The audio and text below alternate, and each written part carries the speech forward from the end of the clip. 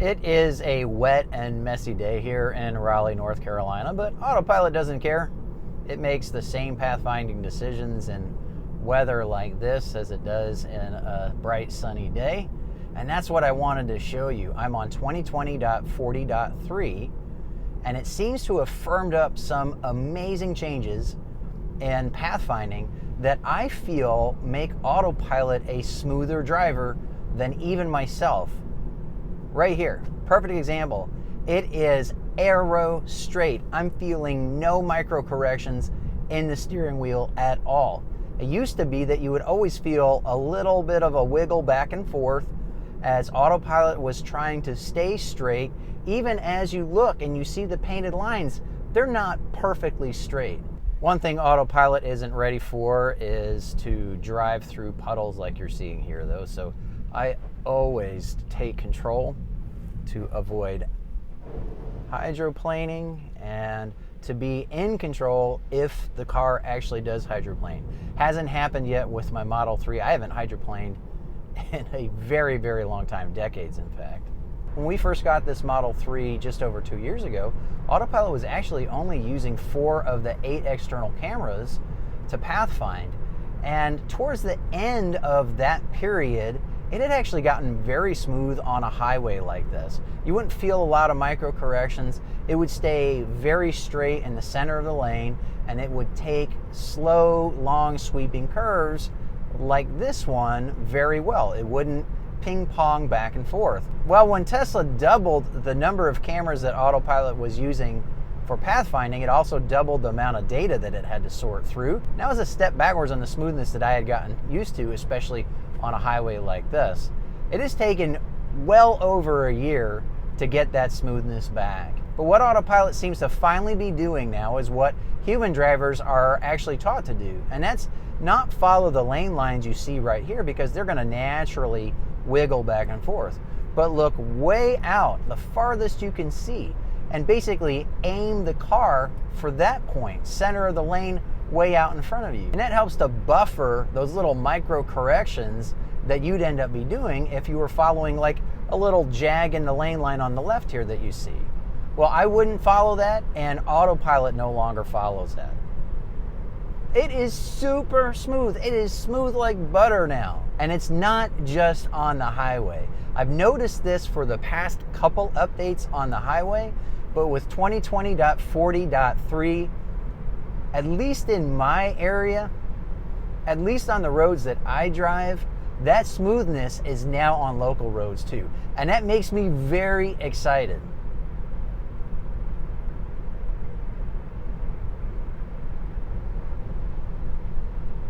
Another nice long sweeping turn to the right. In the past, Autopilot would ping pong back and forth, whereas just now it picked basically one curve and stuck with it, even as the painted lines were moving around back and forth compared to the path that it picked.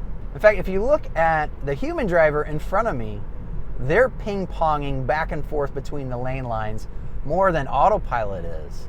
I think this is where Elon Musk posted a couple weeks ago about how you know a Tesla is on Autopilot because it's staying perfectly centered in a lane. Well, we don't really want it perfectly centered in the lane right at the painted lines. We want it perfectly centered in the average of the lane lines on the side. It's much smoother when it does that. That's probably what he meant, and that's certainly what I'm experiencing. Again, you can see the human drivers in front of me, their cars are doing this in the lanes instead of driving perfectly straight as Autopilot is doing right now.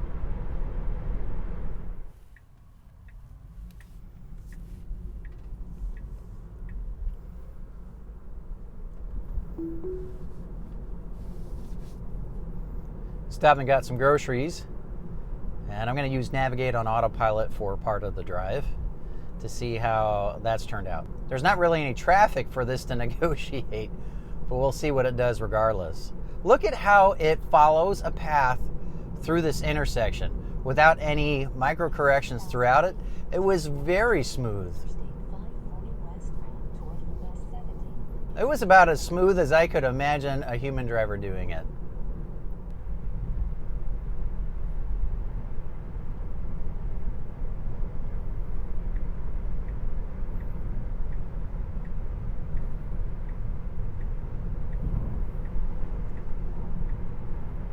I've got it set to Mad Max. There we go. 5, 6. Yeah, it still does the 6 click before making a lane change, which is a long time, especially when you have traffic that's trying to weave around you. Let me do this so you have a better idea of where other cars are around me. I'm telling you, I am really impressed with what I'm feeling. I don't think that Tesla needs to change how it's finding a path through highway lanes from the way it is right now. Just lock it down. At some point, it's going to need to get back over right.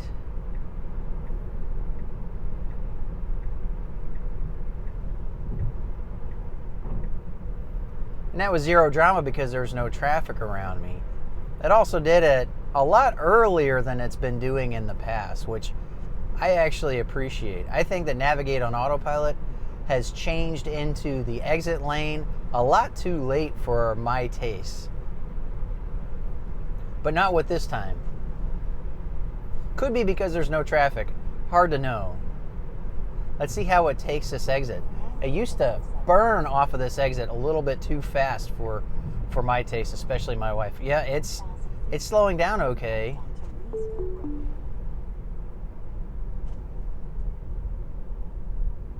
It is hunting a bit, not just with the steering wheel, but also with the brakes.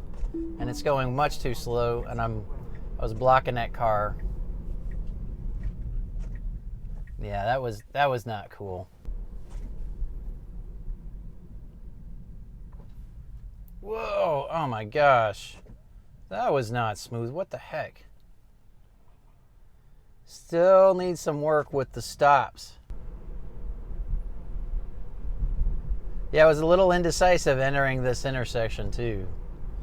That still needs some work. That's not smooth yet, but the pathfinding right here on this side road, again, this is really smooth. No micro corrections whatsoever. It's taking this turn like one big arc like you should. Let's check out this intersection. Nice, very smooth. I realize that to a lot of people watching this, none of this probably looks impressive, but it really is. It is a big improvement from what Autopilot was like on these roads back when we first got this car.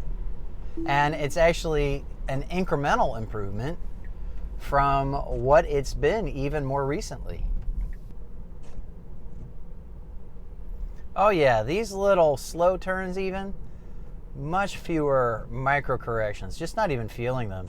It's getting a nice solid line from the start of those curves and staying pretty much right on it through the whole curve. Those curves are actually what they call multi-radius curves anyway, so this does adjust for the changing radius of the curves as it goes through them. But again, it's as good as a human driver is going to do it.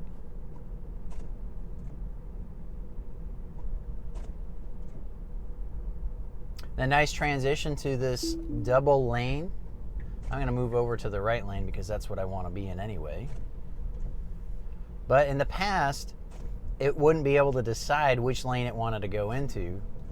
And it would eventually get into the left lane like it was there, but it wouldn't be without some drama with the steering. That was zero drama right there.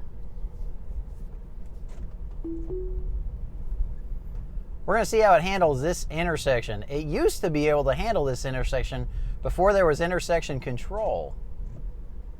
But now it wigs out even with the stopping. Well, yeah, see, it's stopping way ahead of time. Kind of easing up. And let's see if it, in the past, it has even told me right here to take over. So far, so good. But this is a tough nut to crack here. You've got a very big intersection with 3 lanes going in my direction of travel. And then you have 4 lanes crossing with medians and no lane lines. Yep, there it is. Autopilot unable to proceed, please take over. Okay. To be fair, when it successfully navigated this intersection, it was when there wasn't a red light and I just let it go. But it doesn't seem to do that anymore now that there's intersection control. It is a very tricky intersection. Like even when you look at the traffic lights, you see that left turn arrow is actually over my lane. But that's not my red light. My red lights are over off the side of the road.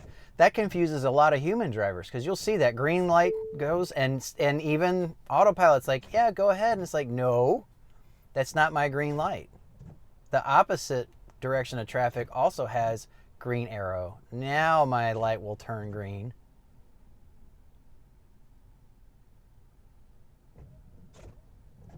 There we go. And so I get to go. But that is confusing for human drivers. There are lots of accidents actually in that intersection for that very reason. It's something that I'm mindful of when I'm coming from the other direction. And it's going to be something that Autopilot's going to have to learn how to navigate too.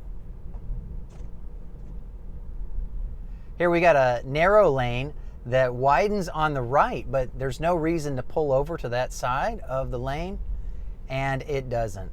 Way back when, it would actually try to split the whole lane. It's kind of easing over that way a little bit, but nothing as dramatic as when I first got this car. It would shift way over to the right, and it would quickly shift to the left when it got back to this narrow part. And it hasn't been doing that in a long time. I'm just glad to see that they didn't break it. A lot of times with Autopilot improvements, you'll get 2 steps forward in some area and 1 step backward in another. Okay, I have had trouble with speed limit recognition of this sign right here. You can see it says 45 miles an hour. Yeah, and it didn't pick it up, and this is frustrating because the maximum I can set the set speed to is 40 miles an hour, even though it is 45 miles an hour. And I've got traffic behind me, so I'm going to take it off of Autopilot. I should say I can take it off of auto steer, but put it on traffic aware cruise control. So I can have my speed set. I have to do the steering myself, but that means that I can't test this section of road and compare it to previous updates. That problem is brand new. Right there, that's the step back. So as a human driver, I'm trying to pick one line through these curves, and I'm actually connecting the apex of the curve to the outside of the entrance and the exit. This one I keep a little tighter the whole time because cars tend to cross the center line coming this direction. So that's what a nice smooth line looks like. Still says 35 miles an hour. Let's see what traffic aware cruise control does with the speed as I come through here. There we go. It's slowing down. It's not very smooth. I'm going to take over because the road is wet and I don't trust how hard Autopilot hits the brakes in a turn. It's way too hard for maintaining good traction for making a turn versus slowing down. If you lose traction in stopping, you also lose traction in turning. I'm going to hold. This is going to pick up the 45 mile an hour sign in a moment here. So I'm going to keep my foot on the accelerator.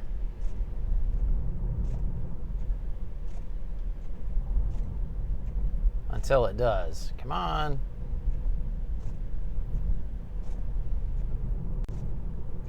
There we go. All right. So now we're back to Autopilot doing what it's supposed to do to obey the law.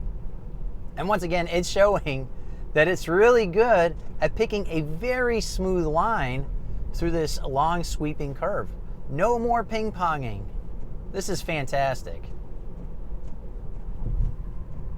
Of course, the auto wipers are going a little crazy. I don't need that much wiping.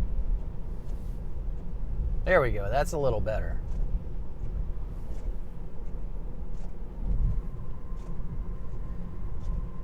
Coming up over this hill, a lot of cars park on the right-hand side parallel to the lane of travel, and Autopilot wigs out, thinks that they're blocking the lane. You see it slow down a little bit. and I use the accelerator to override, but they'll park all the way out here and it'll slow way down until it gets right on top of that curve with those cars and realizes they aren't in the lane of travel. But I have a car behind me also. It's hard to make out. Still so smooth. This is the smoothest that Autopilot has ever been on this road when it comes to pathfinding. And what I'm liking is it will start the turn before it actually enters the curve, and it'll continue the turning even after the lines start to straighten out. And that's really the mark of a good line through a curve, because you're starting a little wide, you start to turn early, which brings you to the inside of the curve, and then as everything straightens out, you end up floating out to the outside, and that curving and continuing your steering input gets you straight and in the middle of the lane when you then straighten the wheel. Okay, let's try this the other direction. What you're going to see is it's going to go 45 miles an hour. It's going to know that the whole road is 45 miles an hour, even the section that it was doing 35 the other direction. That's what tells me there's a problem with the speed limit sign recognition and not map data. The map data is probably the same, but it just missed that 45 mile an hour sign because it was offset to my direction of travel, since it's set up in the middle of a turn onto this road. Literally an edge case, because it has to read the speed limit sign from an edge. Ooh, this is a bent one. See if it shows up. Yeah, I recognize it. It would be funny if it showed it bent there too, but it doesn't. Oh my gosh. So smooth over that bridge where the lane lines disappear. Very nice pathfinding. And again, I already know, I've done this road a lot. One arc through that turn. No micro corrections. Now it's going to do a gentle shift to the right, straighten out, and then a gentle shift back to the left. Oh, that's so beautiful. Pathfinding does not need to get any better than that. It's going to do it again. Gentle shift to the right, straighten out, and then a gentle shift to the left, leading into a right-hand turn. If there's cars parked here, which sometimes happens, it can give Autopilot a little bit of a jump scare, so to speak. Oh, that is beautiful. That is smoother than a human driver. That is fantastic. Tesla engineers should be proud of this. Lock this stuff down. Don't mess this up in a future update. Gentle to the right, straight, gentle to the left, straight. There's a little kid. I have my foot over the brake just in case. And eyes on the kid. Yeah. Oh, this is fantastic. Autopilot is not fully autonomous. Yes, it's doing all the gas and brake and the steering right now, but it is not fully aware of all the risks of driving. It's not fully aware of what a little kid standing next to a road is capable of doing to put herself at risk in that case. You as a human driver need to be aware of that. You'll see that I always drive with one hand on the wheel. It's not only required, it's just a sensible thing to do.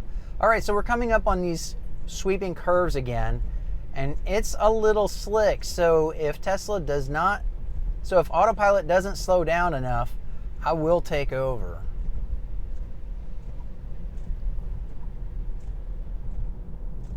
That's okay. And I like how it's staying away from the center line, because cars coming the other way tend to hug it. Now let's see what it does with this turn here, because it leads into a neighborhood on the right. Oh, that's a little too fast. And Even Autopilot felt a little uncomfortable, you could tell. It did not make that curve very comfortably. But that's actually not new. That's about what it's been like. But the rest of these curves, beautiful pathfinding, so smooth. I love it, I love it, I love it.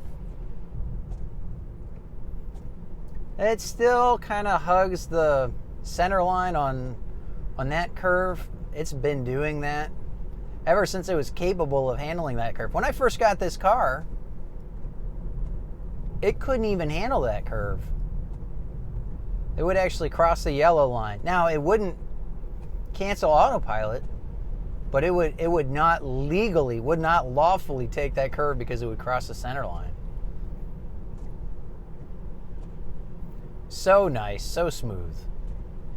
And another thing, it's not this update, but 1 or 2 updates ago, Tesla kind of walked back some of the slowing that it does in curves, because it used to slow for every single curve you just saw, every single one of them, and it's completely not needed, and it doesn't do that anymore. Okay, let's see what it does at this stop sign. I know it's gonna mess this up. It always does. It's not slowing as early as it used to, but oh, now it's, and then coming up, and oh, it just wigs out right there. I am taking over, and I'm gonna get out of the way of the person behind me. I can actually do a U-turn. Yeah, that is horrible. It just does not know what to do with that stop. Okay, yay! All right, so coming that direction, now it's showing 45 miles an hour. Same section of road. Okay, we're gonna just take this section and through those turns and see what we get. This probably doesn't look impressive at all to most people watching, even people who have Autopilot, but to me, this really is. This is what wows me. The fact that it can take this multi-radius turn very smoothly without having to hunt for a line, where it can go from a curve into a slight lane shift and keep everything nice and smooth. That's huge.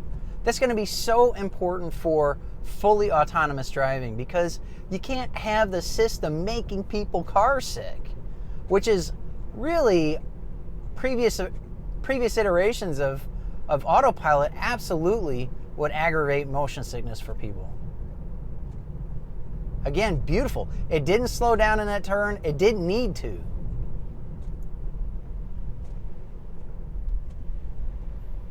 Same deal. Sticking with 45 miles an hour instead of slowing down, which is what it had been doing unnecessarily. You see, 35 mile per hour suggested speed, that's really for the big trucks that come through here. It's completely unnecessary to be safe. Now, these curves, it's a different story. You don't necessarily need to be doing 35, but 45 is just too fast. Let's see what it does, and it's slowing down. It's not smooth though. And wow, nothing was smooth about that. Again, I'm gonna take over if it goes too fast for the conditions. Yeah, that was horrible. That's still pretty bad. It successfully navigated those turns, but you don't want to keep tapping the brakes like Autopilot was doing when you're going through a turn. You have a certain amount of traction, and that traction is split between braking and turning. That's a vector analysis way of looking at it. The more you use for braking, the less you have available for turning. And so if you end up using your traction by tapping the brakes and then you skid, you're not going to be able to make the turn. So the idea is you get your braking done before you enter the turn, and then you're using your available traction to make the turn. And Autopilot doesn't know that. It really does not understand that driving concept. Well, it's still really good, and it's gotten so much better on this road in particular for me in a lot of different ways, even though it's not perfect yet. If you want to get the pathfinding capability of Tesla Autopilot for yourself, be sure to use my Tesla Owners referral link to place your order.